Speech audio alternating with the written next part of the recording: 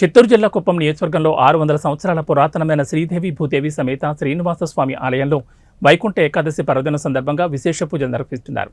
ఆంధ్ర, తమిళనాడు, కర్ణాటక రాష్ట్రాల నుంచి భక్తులు వేలాదిగా వచ్చి స్వామివారిని దర్శించుకున్నారు. స్వామివారిని దర్శించుకుంటే సర్వదోష నివారణ జరుగుతుందని భక్తుల విశ్వాసం.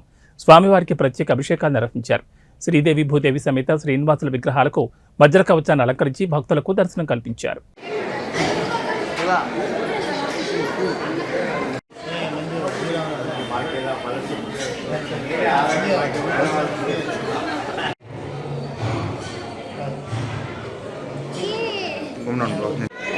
ఈ శ్రీనివాస స్వామికి ప్రత్యేకంగా విశేషం ఉంది.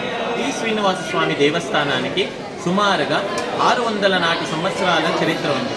ఈ స్వామివారు తమిళనాడులో మదురై జిల్లాలో ఉన్న మూడంబి అనే గ్రామం నుంచి స్వామివారు ఇక్కడికి వలసగా వచ్చినారు. సో వలసగా వచ్చి ఈ కనవనపల్లి గ్రామానికి అభివృద్ధి చెందడానికి స్వామివారు వచ్చి పద్మావతి భూదేవి శ్రీదేవి సమేతంగా, కృతిలో ఆండాళ్ సమేతంగా, ఆండాళ్ గోదాదేవి సమేతంగా స్వామివారు కొలువై ఉన్నారు. ఈ స్వామివారికి ప్రతిదినము పొద్దున్నే సాయంత్రం ఆరాధన మహానివేదనం సమర్పిస్తూ ఉంటుంది. సో స్వామివారికి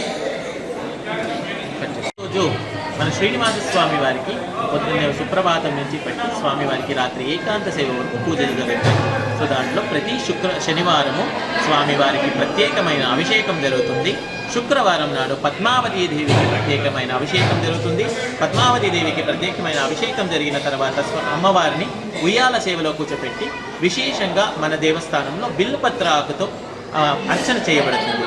సో స్వామివారికి ఇలానే ప్రతి సంవత్సరంలో ప్రతి పండగకి ఉత్సవాలు జరుగుతాయి. మార్చి నెలలో బ్రహ్మోత్సవాలు, తర్వాత ఆగస్టు నెలలో పవిత్రోత్సవాలు చాలా విజృంభణగా జరుగుతుంది. దాంట్లో ఇంకా విశేషతగా ఉండేది శ్రావణ మాసము, తర్వాత ధనుర్మాసము, కార్తీక మాసము. ఇట్లాంటి మాసాల్లో స్వామివారికి నవరాత్రి దివసాల్లో స్వామివారికి ప్రత్యేకమైన పూజలు, ఉత్సవాలు, అలంకారాలు జరగబడతాయి. స్వామివారికి ఆ రోజున విశేషమైన పూలు, వస్త్రాలు, ప్రసాదాలు కూడా సమర్పించి స్వామివారికి భక్తులు అందరూ వాళ్ళ కోరికని కోరుకుంటారు. సో ఇది